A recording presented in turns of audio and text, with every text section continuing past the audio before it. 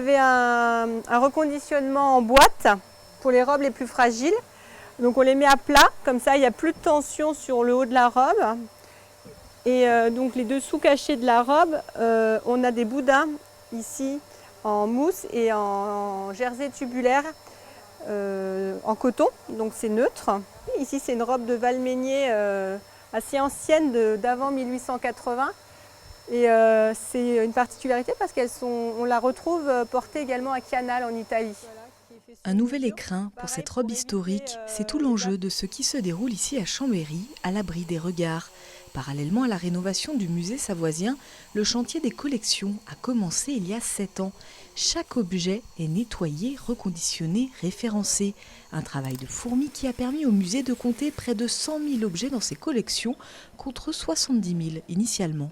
C'est vrai que c'est un peu une surprise, mais on était sur des collections qui n'étaient pas ou peu informatisées, qui ont été collectées depuis 1864. Donc il y avait beaucoup de cahiers d'inventaire, mais avec des périodes entre guillemets plus ou moins sombres, notamment les guerres. C'est des périodes où les inventaires ne sont pas tenus. Ça ne veut pas dire qu'il n'y a pas de collection qui entre au musée. Les rénovations sont souvent accompagnées de chantiers des collections parce qu'il faut assurer le déménagement, la traçabilité des collections, et c'est une opportunité pour mettre le nez dans les collections. Pour ce chantier titanesque, les 22 agents du musée sont sollicités. Comme tous ses collègues, Fabienne, assistante communication, a été formée à ces différents protocoles. Je suis en train d'aspirer les petits œufs de mythe. Pendant la fermeture du musée, tous les agents sont mis à contribution sur le chantier des collections.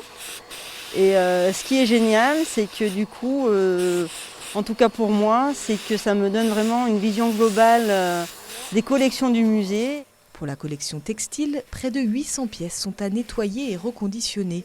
L'ensemble a été traité plus tôt contre les insectes grâce à l'anoxie, une bulle géante qui les prive d'oxygène. Un protocole a aussi été établi pour chaque type d'objet. Tout a été pensé et anticipé. La plupart des conditionnements sont réalisés sur mesure par les équipes du musée.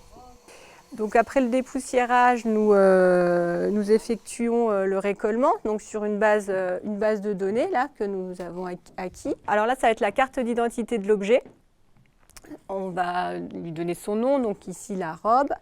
On va la décrire. On va ensuite prendre toutes les informations qu'on connaît sur la robe. Donc il y a son numéro d'inventaire, il y a éventuellement à qui elle a appartenu, où elle était portée. Donc ici, par exemple, à Saint-Sorlin-d'Arves, etc., etc. On remplit tout ça. Surtout, on va donner son état de conservation, puisque suivant si elle est fort abîmée, on va le mentionner, on va mettre manipulation délicate. Chaque objet est ensuite photographié et référencé dans la base de données. À terme, l'objectif est de la rendre accessible au plus grand nombre. Près de 70% des collections du musée savoisien ont déjà été recollées. Le chantier se poursuit en attendant la réouverture au public du parcours permanent et la construction de réserves pour accueillir ces milliers de trésors.